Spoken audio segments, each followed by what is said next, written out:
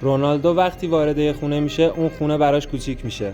اون تو اسپورتینگ فوتبالشو شروع کرد و الان جام‌های اروپاییش از تاریخ لیگ پرتغال بیشتره. به منچستر رفت و چند سال بعد چمپیونز لیگاش از تاریخ 120 ساله یونایتد بیشتر شد. به یوونتوس رفت و فقط توی یه هفته پیرهن شماره 7ش تبدیل به پرفروش‌ترین کیت تاریخ ایتالیا شد. اونم با وجود ستاره‌های بزرگی که تو ایتالیا بودن. حتی توتی که 25 سال توی ایتالیا حضور داشت. هممون میدونیم که هالیوود و کی‌پاپ پرطرفدارترین صنعت‌های دنیا هم، ولی با این وجود نفر اول اینستاگرام یه فوتبالیست پرتغالیه. 20 سال پیش کافی بود که اسم رونالدو رو بیاری تا همه بفهمن داری راجع به رونالدو برزیلی صحبت می‌کنی.